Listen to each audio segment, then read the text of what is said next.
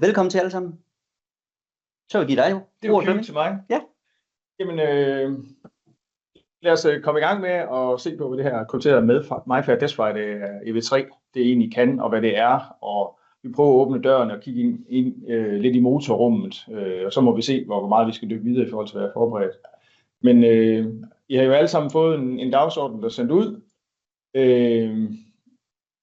Hvad er det, og hvorfor er det det næste skridt, hvis man skal have moderne adgangskontrol, og jeg vil forsøge at holde mig ude af teknisk volapyk, og så kigge på, hvorfor og hvordan vi laver et beskyttet nøgle i jeres adgangskontrolsystem. Så kigger vi lidt på, hvad er det, man skal overveje, før man går i gang med at implementere, og hvor kan vi ende henne. Og så tager vi lige et lille sneak peek ind i, hvor vi er henne i den her proces i dag. Så jeg har noget software på min PC, som jeg installerede for 17,5 minutter siden. Så det bliver rigtig, rigtig spændende.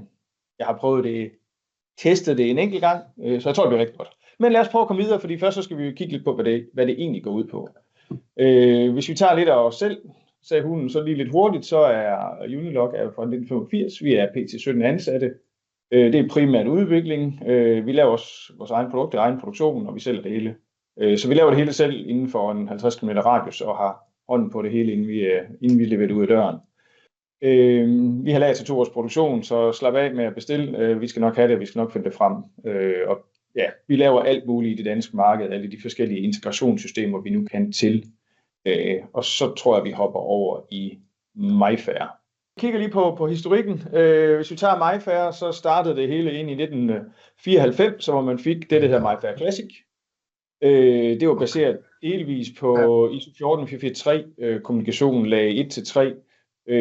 Beskyttelsen var noget, dengang hed det Philips, de har selv fundet på det. Det hed Crypto 1. Og man havde den struktur, der var i kortet, det var sektorer. I 2006, jeg kommer lige tilbage til hvorfor, der begyndte man der mere at kigge mod åbne standarder i stedet for deres eget. Så kommunikationen blev nu fuldt understøttet af ISO 14434, eller det har man indbygget den fulde understøttelse af.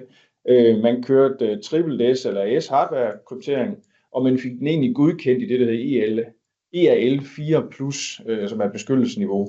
Memory-strukturen var lavet om, så man kørte i applikationer med filer i stedet for de her sektorbaserede. I 2016 kom den næste generation, som hed Desfire EV2. Der lå nogen, altså før EV1 lå der 0.6, men der er jo også sikkert været nogen, der siger, at der var en MyFair Ultra Light og MyFair Plus, men nu prøver jeg lige at køre hovedlinjerne i stedet for. EV2'eren, det den gav, det var bedre AES-beskyttelse, bedre kryptering og noget privatlivsbeskyttelse. Dem det så godkendt i AL 5+. Vi fik en lidt bedre rækkevidde, en lidt hurtigere processor, så man kan sige både antenner og processor blev opgraderet. Med hensyn til beskyttelse, så tilføjede man noget transaction mag på beskederne, man lavede noget nærhedstjek, altså noget proximity check, og så gav man mulighed for at inkorporere flere nøgler i selve kortet. Og det har noget med adgangskontrol i kortet. Det kommer vi lidt ind på lidt senere, hvad det egentlig går ud på. Memory-strukturen, der lavede man lavede noget, der hedder ML Smart App. Det er der nok ikke så mange, der bruger. Man lavede plads til endnu flere applikationer end de her 28, der var oprindeligt i EV1'eren. Vi tæller 2020. Man lancerer en EV3. Igen, sikkerhedspakke. En ting, man skal lige være klar over omkring Desfire eller MyFair-kort, det er, at MyFair, NXP'eren, det de gerne vil med kortet nu, omkring Desfire-platformen, det var, man forsøgte faktisk at lave det som et betalingskort, så man kørte sikkerhedsniveauet op omkring der, hvor man gerne vil ligge med betalingskort, og forsøgte at stoppe måder, man kunne snyde det på, eller både betalingskort, men også som billetsystemer, og så bruger vi det så til adgangskontrol. Så selve kortet har egentlig et hav af features, som vi i adgangskontrolverden egentlig ikke har noget rigtigt at bruge til. Hvis man bare tager den tekniske manual på EV3-chippen, så fylder den 300 sider, og det er rent teknisk. Og på de første sider, der står, man skal lige læse den her ISO 443-4 standard og forstå den først. Det er så yderligere 300 sider. Så jeg har måttet læse rimelig meget, for at kunne sætte mig lidt ind i det her. Men det kommer tilbage til, at jeg fortæller ikke alt omkring EV3-chippen. Det er simpelthen for omfattende, og det er ikke interessant inden for adgangskontrol. Man fik, hvis vi tager EV3'en og kommer tilbage til den, igen, man fik en lidt forbedret læseafstand på den, på EV3-chippen. I beskyttelsen, der tilføjede man noget, der hedder transaktionstimer. Det betyder bare, at man ikke kunne lade noget leve for evigt, når man skulle snakke med kortet. Der var nogen, der måske fandt ud af, at de kunne have et kort langt væk, og så hen på en betalingsterminal, så kunne de sende beskedene frem og tilbage, og så satte man en timer på. Hvis det tager for lang tid, så timer det ud. Man blev bedre til nogle korttyper, blandt andet billetter, som man bruger i tog og sådan noget. Der skriver man hele tiden data, eller hvis man bruger det i en automat, betalingsautomat eller til cola eller sådan noget, så lægger man et beløb på og trækker fra og på, så der slider man egentlig ret meget på chippen. Det lavede man også nogle hardwareforbedringer, så man ikke kunne slide den så meget. Men i adgangskontrolverden vil I se lidt senere, der skriver vi sådan set aldrig på den, så det er ikke relevant. Man tilføjer noget, der hedder Secure Dynamic Messaging. Det er igen et lag ovenpå, som vi reelt set ikke har så meget at bruge til i vores verden. Og så kan man sige, igen, memory-strukturen, det er jo lidt den samme, men man lavede 1 million skrivecykluser, i stedet for, at der var lidt færre tidligere. Igen, i adgangskontrolverden bruger vi det ikke rigtigt til noget. Så man kan sige, det man har fået ud af, hvis man skærer lidt ind til benet, og så siger, hvad har vi fået ud af en EV3? Ja, vi har fået bedre læseafstand i vores verden. Det er sådan set det. Det var historien omkring MyFair. Hvis vi lige hvorfor de gik fra Classic til Desfire, det var jo sådan set, at i omkring 2007 til 2009, der fik man fuldt brudt det her krypto, så i løbet af ret kort tid, så selvom det var krypteret, så kunne man åbne op og læse det hele ud. Det er ikke fedt, når man gerne vil have et beskyttet kort, og derfor lavede man Desfire. Hvis man kigger lidt på vores egen historie, jeg skal putte den sammen med, så i 2004 lavede vi den første T370 MyFair, som understøttede Classic'en. Vi kunne til dels læse de andre versioner også, fordi der er noget UID, der er det samme. Men omkring 2014, der introducerede vi vores S1-platform, som er vores Secure 1-platform, som understøttede både hele Desfire EV2-platformen understøtter vi, og i og med, at vi ikke har ret meget nyt i Desfire EV3, så understøtter vi også den, fordi vi brugte det sidste nye chipset fra NXP, som er producenten af MyFair.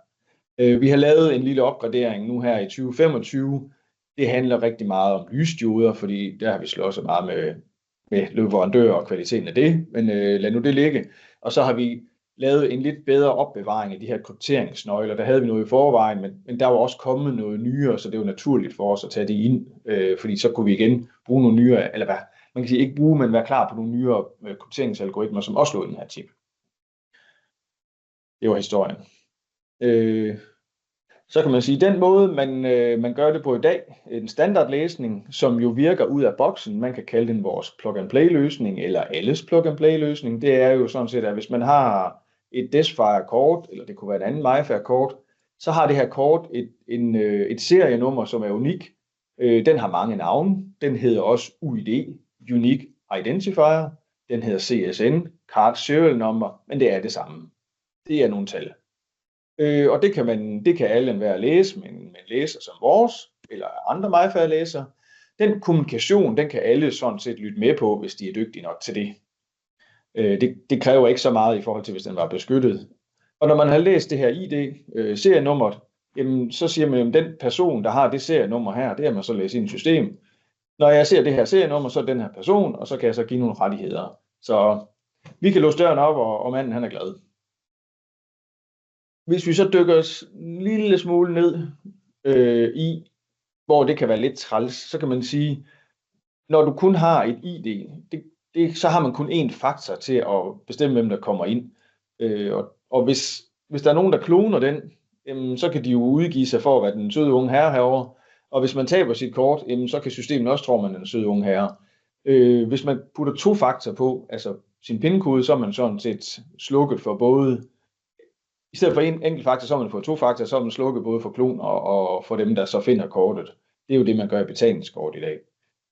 Og man kan sige, det vi gerne vil ramme, det vi gerne vil fjerne, når vi laver vores beskyttede ID i så et Desfire-kort, det er jo faktisk, at man kan klone den.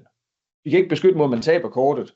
Der må vi lige kigge andre veje, men i dag der handler det om, at vi skal beskytte mod kloner. Vi skal have lavet det her beskyttede nøgle-ID. Derfor dykker vi lidt ned i Desfire-chippen. Der stod før, at den var opbygget af applikationer og filer og sådan noget, og det er det, jeg har prøvet at skitsere her. Kortet har stadigvæk sit serienummer.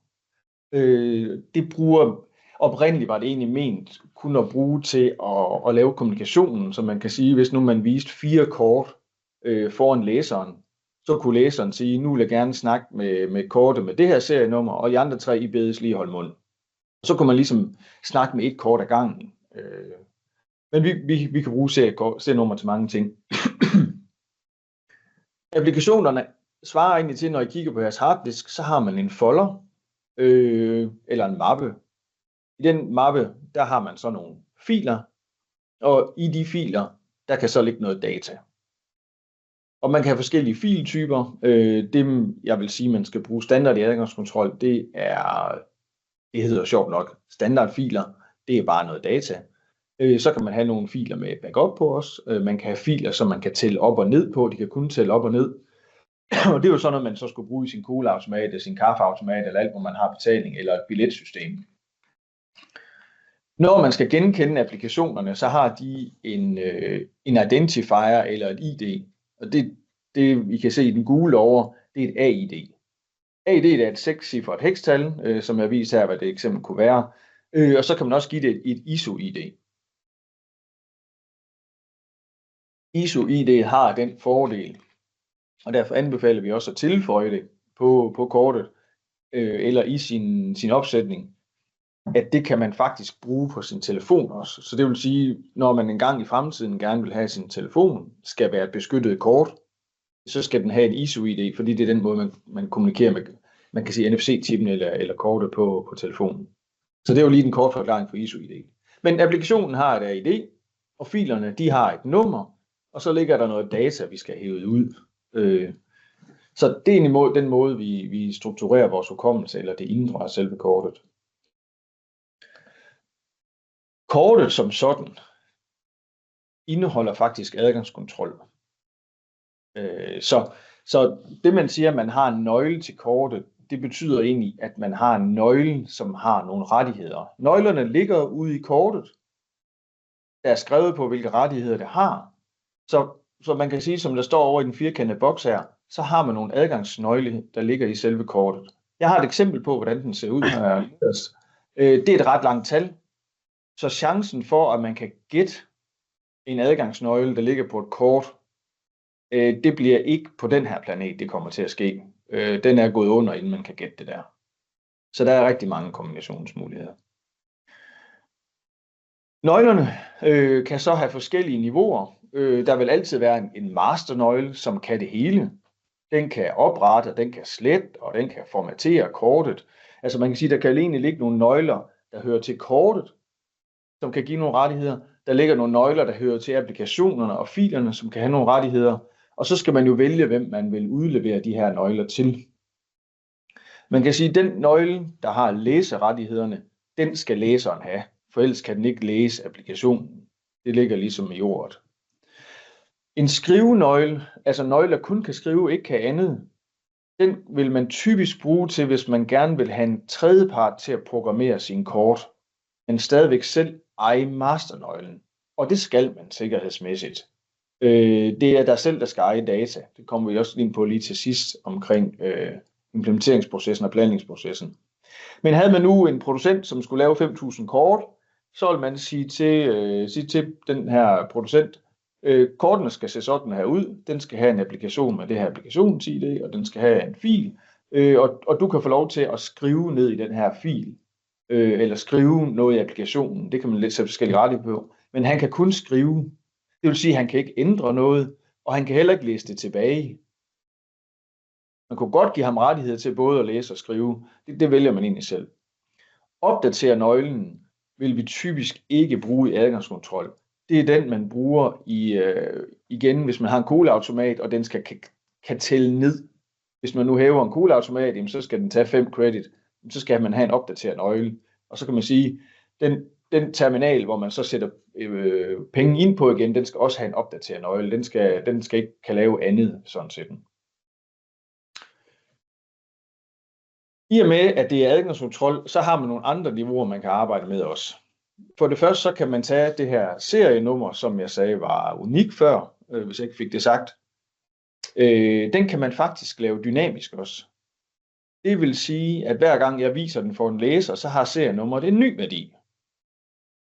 Sikkerhedsmæssigt betyder det egentlig ikke så meget. Det er mere i forhold til privacy. Det vil sige, at man kan ikke track folk. Og det vil være en god feature at have, hvis man nu bruger sådan et kort her nede i Føtex, og man vil ikke have at vide, eller man kan sige, at Føtex må ikke vide, hvor tit jeg er nede og handle, så ser de et nyt ID hver eneste gang. Man kan bruge det som beskyttelse, eller som en del af at gøre kortet lidt usynligt, altså være en del af adgangskontrollen. Det næste, man kan gøre, det er, at man kan sige, jamen hvis andre læser det her kort, så kan de ikke se noget som helst. De kan bare se, der er et kort, de kan ikke se, hvad der er inde i det. Så man kan skjule både applikationer og fil over for dem, der nu. Altså i princippet, så kan man tage, hvis man har en app installeret på sin telefon fra NXP, der hedder Tag Info, så kan man åbne den og læse brikken, eller læse nøglen, eller læse en Desfire-chip, så kan man se, hvad der er i det, hvis det er synligt. Hvis det er skjult, så kan man ikke se noget som helst andet end det er skjult. Så kan man jo så sige, at hvis man udleverer en nøgle, så kan den, når man så forsøger at få adgang til kortet med den nøgle, så vil man så kunne se det hele igen. Hvis man kender den applikation, man skal finde, så vil man højst sandsynligt også kunne finde, altså det her 6-cifre ID. Så vil den sige, at jeg er her stadigvæk, når man spørger efter den. Men man kan ikke ligesom lige kigge, hvad er det på kortet. Jamen, jeg kan lige prøve at spørge de forskellige, og prøve nogle nøgler af, og så se, om jeg kan prøve mig frem, for man kan ikke se noget som helst. Så det tager længere tid, hvis man vil forsøge at gætte sig frem, eller hacke sig frem, egentlig at komme ind i kortet. Nøglerne, der ligger egentlig et sæt nøgler på selve kortet, og så ligger der et sæt nøgler, eller flere nøglesæt på sådan en applikation. Hvornår det er interessant?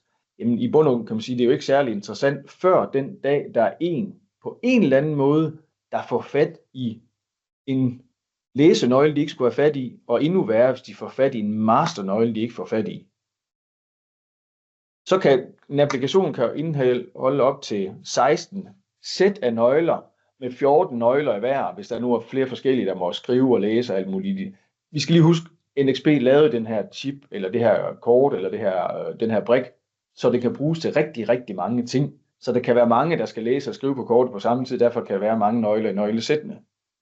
Men det, der sker, det er, hvis nu jeg har mit kort, og jeg har min masternøgle, og så Lars herovre sidder ved siden af mig, og han får ligesom nys om, den nøgle, vi bruger nu, af en eller anden årsag, så får han fat i den. Jamen så kan jeg sige næste gang, hvis jeg nu har lagt 4 nøglesæt, altså sæt af nøgler ud i kortet, i forvejen den dag jeg programmerer den. Det ved Lars ikke noget om, han ved bare, han har fundet ud af, nu bruger de den her masternøgle.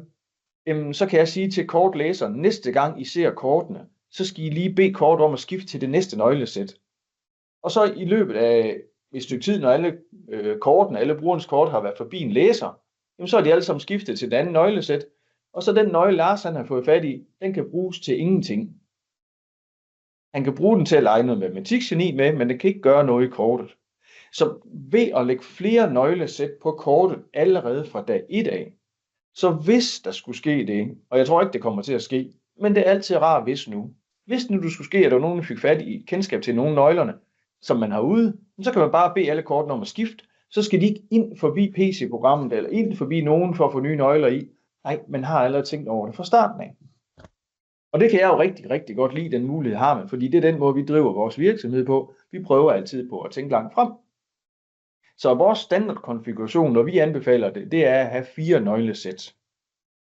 Og det, hvis I får dem andre steder fra, så tag lige den anbefaling med videre. Det er jeres forsikring. Og det kan godt være, at man aldrig nogensinde får brug for det, men det eneste, det koster jer, det er det smule hukommelse, det sluger på kortet og få lidt ekstra nøglesæt. Og der er rigeligt til de her nøgler plads i kortet. Så hvis man ikke gør det, og jeg vil også sige, hvis man har fået sine nøgler, eller lige nu, eller man ikke har fået sin kort endnu, eller er i dialog med nogen om at få leveret kort, altså Desfire-kort, så vil jeg skynde mig tilbage og sige til dem, I skal huske at have minimum 4 nøglesæt, fordi det vil være en rigtig, rigtig god rådgivning. I hvert fald set fra mit perspektiv af, fra sikkerhedsperspektiv af. Det var en masse omkring adgangskontrol. Vi hopper lidt videre i teksten, fordi man kan sige, at vi vil jo også gerne have, at der ikke er nogen, der kan lytte med på linjen. Og det er jo så også noget af det, der er tilføjet, det er faktisk, at kommunikationen er blevet krypteret. Gennem tiden har man haft flere forskellige metoder, eller gennem historien. EV3'eren understøtter egentlig dem, der er vist her, og der kan man sige, den, der står som nummer 1, EV2-metoden, er faktisk den, man bruger i dag. Det er den, EV3 kommer med os. Der er ikke en EV3-metode. Men EV2-metoden, som protokol, der bruger man AES-kryptering 128 bit. Og der skal man vide, at antallet af bit fortæller bare, hvor lang tid man skal sidde med en besked og prøve på at brute force den, før man har en idé om at finde ud af, hvad der egentlig står. 128 bit, det er rigeligt her.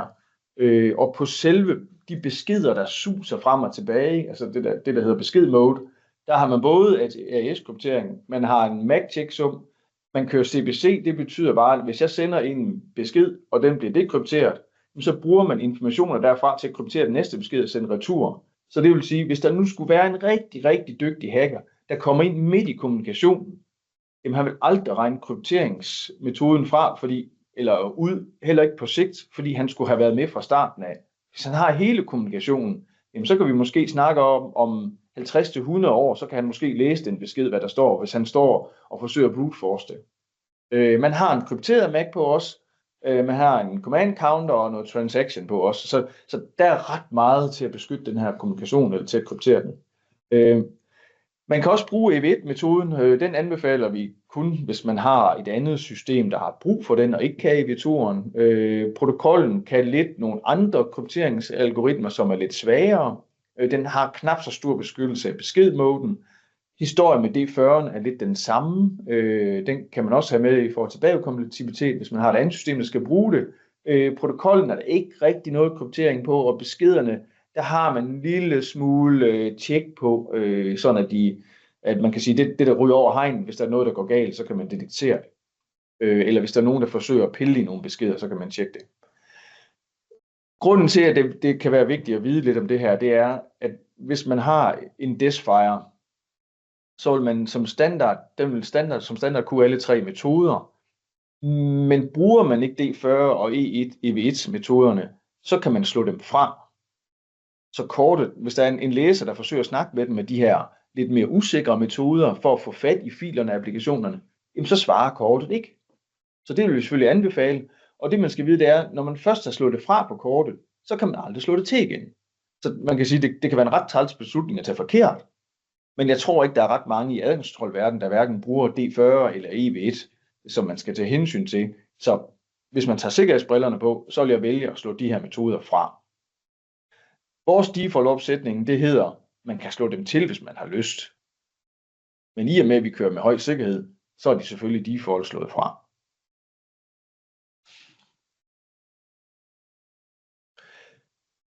Når læseren og kortet kommer ind på den afstand, hvor de kan snakke sammen, jamen så vil den lave den her EV2 Secure Messaging beskyttelseslag, kan man kalde det.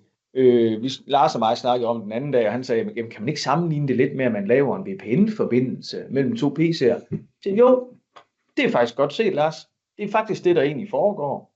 Men man får etableret en trusted kommunikationskanal, ligesom en VPN, og så kan man egentlig kyle nøglerne med, altså den der læsenøgle, som ligger i læseren til at læse de her applikationer, et sted i processen, så når man får åbnet op og får adgang til at læse applikationerne og filerne, og så laver den lige 2 sessionsnøgler, når vi er i gang, sådan at mens sessionen, det er fra kortet kommer ind i feltet til det kommer ud igen, så er sessionen slut. Så det bruger de så, når de snakker sammen om at få de her fildata ud. Det er jo det hele går ud på, i hvert fald i vores regi. Havde det nu været en kugleautomat, så er det jo det, de skulle. Men i vores regi handler det om at få læst den her fildata ud, så vi kan bruge det som ID. Så EV2-metoden, det er den, man bruger til nydesign. Og som der er nogen, der har, når jeg har snakket med folk, så er der nogen, der siger, jamen er der ikke en EV3-metode? Er det ikke her, hvor EV3'eren den er bedre end EV2'eren? Nej, det er ikke her. Det har vi været inde på med historikken. Der findes en EV2 Secure Messaging, og det er det, den kan. Nu har vi kigget lidt på strukturen. Vi har fået kigget lidt på, at der faktisk ligger adgangskontrol indbygget i kortet, og det er der, man skal have nøglerne til ligesom at komme ind i kortet, og vi har kigget lidt på der krypteret kommunikation. Så man kan sige, der hvor vi er henne lige nu, jamen det er, hvis vi får alt det her på plads, jamen så vil vi se ude til højre, at nu har vi et beskyttet Desfire-kort. Vi har i hvert fald som minimum en applikation, der ligger en fil i, der ligger noget fildata. Jeg har vist eksempler på, hvad det kunne være. Der ligger nogle nøgler i kortet. Der ligger blandt andet en masternøgle, og der ligger en læsenøgle. Hvis man kigger over omkring der, hvor vi har vores læser, jamen så læseren, den skal jo så udstyres med den her læsenøgle. Den skal vide, hvad applikationens ID vi skal spørge efter. Den skal vide, hvad filnummer vi skal spørge efter. Og så skal den lige vide, jamen det her fildata, har vi gjort noget med det? Eller kan jeg bare læse det, som det er? Og man kan sige, hvis man selv laver det i vores software, jamen, så er der ingen behandling af fildata, man skal bare læse det ud. Men havde man nu fået det fra tredjepart, så kan man sige, ligesom nogle af jer, der kender UID'et på Desfire, så er der nogen, der læser det omvendt, der er nogen, der kobler det fra hinanden og bytter rundt på det, og det er jo det, der kan ske også her, hvis man får kortet fra tredjepart af og kan læse det. Jamen, så skal man have mulighed for at kan fortælle læseren, hvordan skal den vende det her og konvertere det fra decimal til hexadecimal, eller hvad man nu skal gøre. Men vi er derhenne, hvor den søde unge herre herovre, han står med et ID-kort, der er en hængelås på, fordi det er altså beskyttet, det data, der ligger. Så når vi skal genkende ham, så er det beskyttet data. Kommunikationen mellem kort og læseren, det er der ingen, der kan snuse med på. Så vi er jo sådan set derhenne, hvor vi siger, jamen, kan kortet klones? Nej, det kan det ikke mere. Kan man stadigvæk tabe det? Ja, det kan man godt. Så har man 2 faktor, så har man pinkoden på. Men vi har stoppet klonerne ved at lave det her nummer. Hvis man skal forberede sig selv på det her, så er der sådan et par hovedspørgsmål, man skal stille sig selv. For det første så skal man spørge sig selv, hvem skal bestemme over mine data? Eller virksomhedens data, hvis man siger en virksomhed. Og det handler om, hvem skal have masternøglerne til kortene? Det skal kunden selv. Det er kundens ansvar at ligge med det. Jeg som installatører, I kan også godt ligge inde med masternøglen, hvis kunden siger, det kan jeg ikke finde ud af, det må I gøre. Men så tager I også ansvaret på jeres skuldre. Så dem, der ligger inde med masternøglen, hvis der er nogen, der nogensinde kommer til at kende masternøglen, jamen så skal det være, fordi kunden har fået lavet et eller andet hul, eller en breach, eller kommer til at fortælle det til nogen. Han skal jo ikke komme og mistænke installatøren for, at det var ham, der gjorde det. Det gør også, at dem vi allerede har hjulpet i gang med det her, der har vi lavet designet sammen med dem, eller efter vores anbefalinger. Det har aldrig forladt en USB-stik, og på den USB-stik, der ligger det krypteret. Og den USB-stik, den sender vi med posten til kunden gennem installatøren, og så får han passwordet til den her USB-chip, eller USB-nøgle, eller pen. Den får han jo så på mail eller gennem telefonen. Og hvis vi skal hjælpe ham på et andet tidspunkt, og hjælpe den slutkunde på et andet tidspunkt, så må de sende en retur. For vi vil ikke ligge inde med de krypteringsnøglen. Vi vil ikke tage den risiko, at kunden kan komme og sige, hey, der er en eller anden, der får fat i vores masternøgler. Tror I, han har fundet dem hos jer? Det kan jeg sige med sindsro. Nej, det har han ikke. For den har aldrig nogensinde forladt den der USB-stik. Og det er det samme princip. Slutkunden skal ligge inde med de her oplysninger, for det er deres egen. Og det er sikkerhedsmæssigt det eneste rigtige. Det er jo slutkundens data, så det er jo også deres ansvar at beskytte deres egen data. Ja. Og der ved jeg godt, der findes nogen i markedet, som jeg skriver her, der er nogle producenter, jamen de leverer en krypteret løsning til installatøren, som kan levere den til slutkunden. Men så er det jo dem, der ligger inde med masternøglerne, og hvis den masternøgle bliver kendt, eller nogle hacker får fat i den, så er det jo alle kunders systemer, der er brudt på én gang. Det er fedt at være hacker. Det er nemt. Det er ikke særlig fedt at være slutkunden. Og det her, det handler jo lidt om, man kan sige, ligesom i gamle dage, hvor man havde, kort med data på. Man siger, det her det er til den her kunde. Hvad var det hed, Lars? Nu må du lige hjælpe mig. Det solgte man mange, så når man skulle bestille kort, så skulle man, eller en læser, så skulle den have den her nøgle, den her... Ja, så kørte de med side-ID. Ja, side-codes og sådan noget. Det minder jo meget om det. Så det skal man lade være med. Slutkunden skal have det. Ja, det der med, når du bruger producenten, så har naboen, hvis han har samme anlæg, samme producent, så har han samme masternøgle, som du har, kan man sige. Ikke? Ja, sådan er det at have en standardløsning. Ja. Så hvem skal bestemme over mine data? Det skal man tage stilling til. Så kan man tage en diskussion, hvor skal det beskyttes henne. Selvfølgelig adgangskontrol snakker vi om i dag, men det kunne jo også være printer, eller kantine, eller alle mulige andre systemer. Så er det jo vigtigt nok lige at sige, at okay,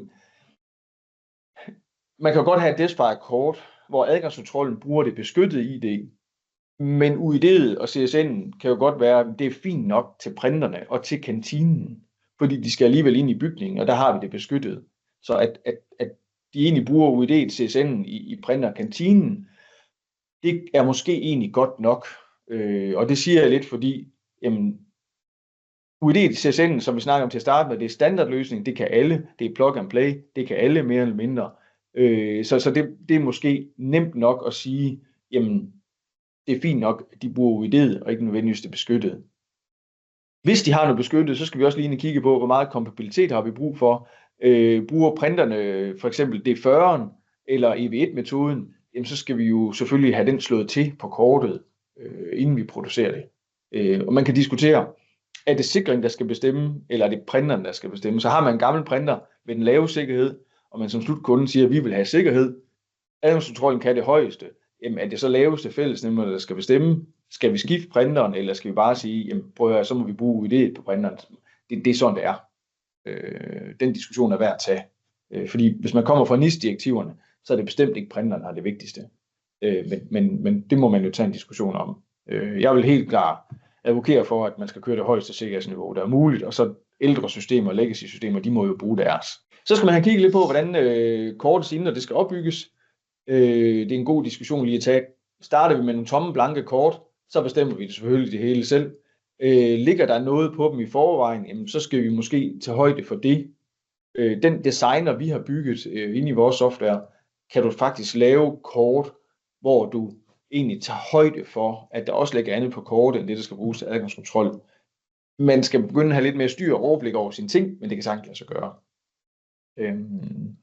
Så skal man tage stilling til, om man programmerer kortene af tredjepart, eller man vil lave dem selv.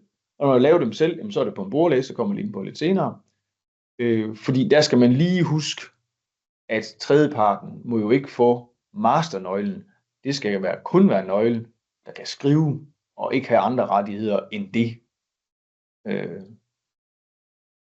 Og så kan man så diskutere, hvor meget beskyttelse har vi egentlig brug for. Hvor meget skal vi lukke kortet ned. Men det er lidt det samme som kompatibilitet. De to ting, de hænger lidt sammen.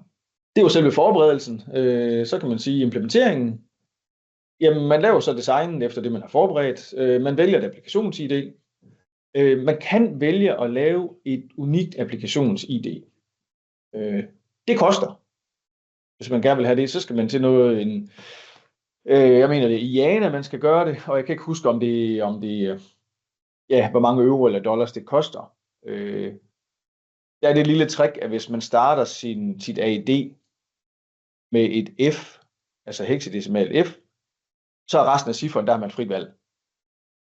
Og i og med, at det er 6 cifre, så har man udfaldsrum på 16,8 millioner.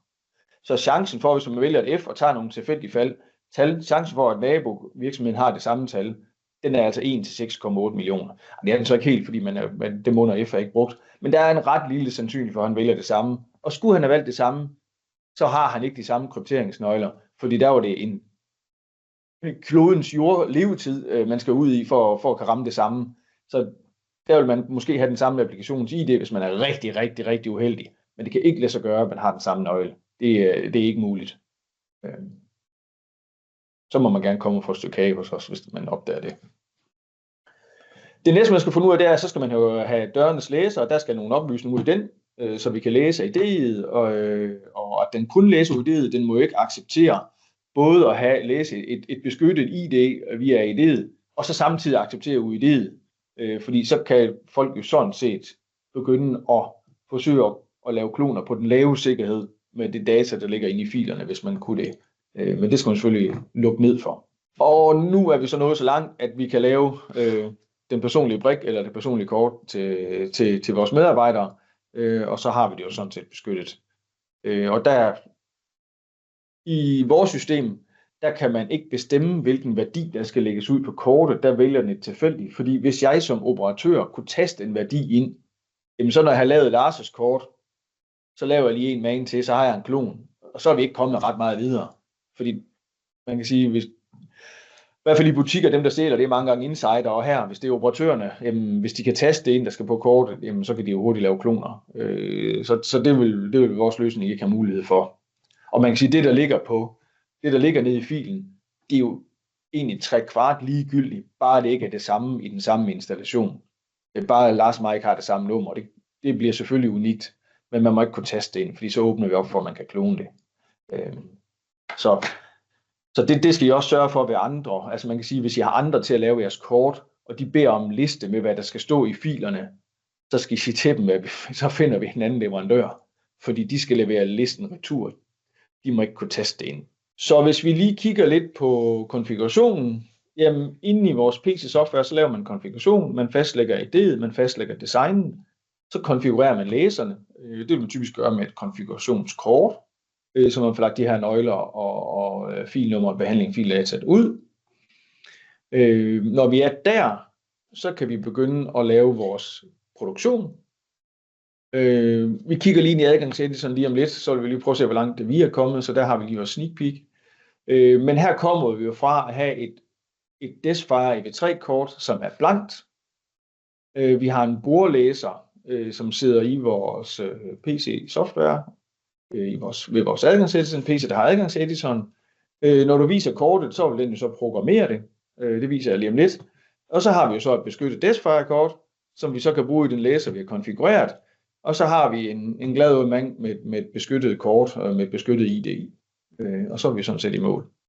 Stopper lige delingen af min præstation her, og så prøver vi lige at kigge over i vores PC-program. Der hvor vi er lige nu, det er, at når man laver designet, så har vi egentlig indarbejdet alle de muligheder, vi mener, der kan blive nødvendige i adgangskontrol. Så det kan godt være, at det ser en lille smule uoverskueligt ud. Men inden vi lukker det helt ud af vores sneak peek, så bliver der en simpel mode og en avanceret mode, og den simple mode, det er jo så der, hvor man bare følger vores anbefalinger og får lagt nogle nøgler ind og klikker lidt næste, og så er man sådan set i mål. Kan I se vores adgangseditor nu? Ja, godt. Der kommer et nyt drop ned heroppe, der hedder beskyttet nøgledata. Den åbner vinduet her. Der er en række faneblader her, der kan man se kortet. Og når man kommer ind her første gang, jamen, så opretter man et kort. Der er en del oplysninger, man kan udfylde her på kortet. Krypteringsnøgler og hvordan kortet egentlig skal agere. Hvis I kigger herover i træet, i træstrukturen, hvor kortet er markeret nu, jamen, så kan I se, der ligger en folder med en applikation, og inde i den applikation ligger der en fil. Og når man er på kortet, så kan man tilføje nye applikationer, hvis man har brug for det. Og når man er inde i applikationen, så kan man tilføje nye filer, hvis man har brug for det. Men en standard adgangskontrol-kort vil jo så have brug for en applikation med en fil i, så er vi sådan set i mål. Men jeg har kaldt min applikation Unitok ADK. Den har et AID, der ligger her, og et fil-ID, ISO-fil-ID og et ISO-fil-navn, der ligger her. Og så kan man så længere nede her, der kan man sige, jamen, hvor mange nøgler skal vi have? Jeg sagde, at vores standard, det var 2 nøgler. Den er lavet med 3 nøglesæt, men her vælger man, hvor mange nøglesæt man så vil have i den. Og her kan man også igen vælge, hvor mange antal nøgler man vil have, altså adgangsnøgler til kortet. Og så har man så mulighed for at redigere i dem tilføje, men det kan man jo ikke, når man først har programmeret dem.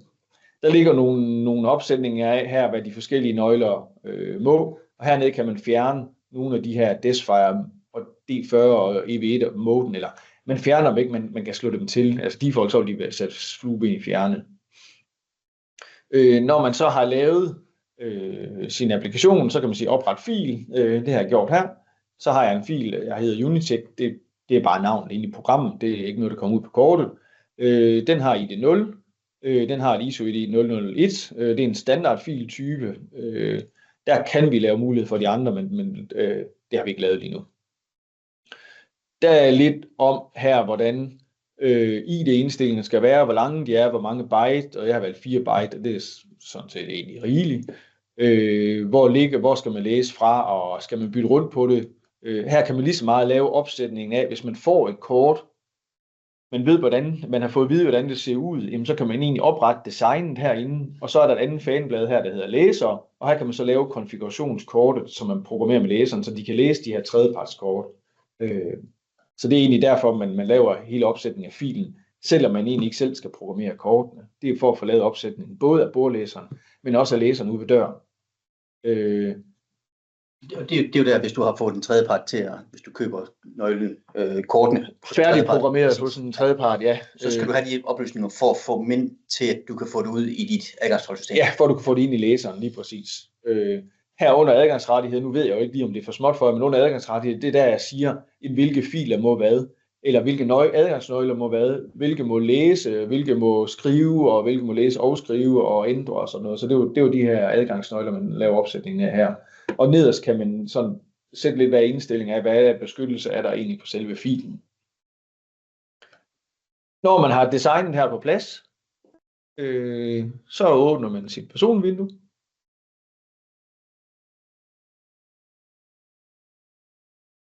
Der har vi et faneblad, der hedder nøgler. Der er nu kommet en ny knap, som man kan programmere med. Man kan sige, lige nu har jeg lagt et viser ind, og jeg har lagt min telefon ind. Jeg kunne også lægge min smartwatch ind, jeg har lagt min nummerplade ind, men nu vil jeg gerne også lige lave en krypteret nøgle.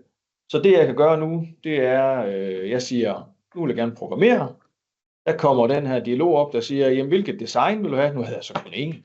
Hvis jeg har flere bordlæser, så kan jeg læse min bordlæser, en K17'er. Den siger, min bordlæser online. Lige nu kan jeg tage min brik og lægge den på. Så jeg lægger brikken på, og så siger jeg, start programmeringen. Og nu er den programmeret, nu kan jeg tage den væk. Og så kan jeg lukke den. Og nu har den sådan set lagt den ind på nøgle 3, og den har skrevet, jamen det her det er beskyttet nøgledata. Det er lavet ud fra det design, der hedder Unitech AS. Når jeg trykker gem, så bliver den sendt ud af mine døre, og hvis jeg har præprogrammeret min læser til at læse dem, jamen, så er jeg faktisk klar og kan køre videre med beskyttet nøgle-ID til mine personer. Jeg stopper lige delingen af den her, så hopper jeg tilbage til præsentationen. Så hvis man skal tage os selv lige, jamen vi udvikler også af jer med det her, og det her det er en af de ting, vi kommer med. Det håber nogen kan bruge. Og så vil jeg også skynde mig at sige, jamen hvis man senere i dag, eller på et senere tidspunkt, tænker, hvad var det lige, jeg mente? Og ja, det forstod jeg ikke helt, som Lars siger, eller hvad nu hvis? Jamen, så er man meget velkommen til at række ud, eller hvis man siger, det kunne vi godt bruge noget rådgivning til, må vi ikke lige høre lidt nærmere om det, jamen så ræk ud. Så står vi til rådighed. Ja, vi står til rådighed. Det er simpelthen både på telefon, og så har vi salg@unitech.dk som en god indgangsvinkel, og så bliver det gelejtet videre til den, der ved mest om det, der bliver spurgt om. Vi siger tak herfra, og ræk ud til os. Hvis der I har nogle, som installatør, nogle slutkunder, som også gerne vil have noget rådgivning, så tag fat i os, så skal vi nok bistå os.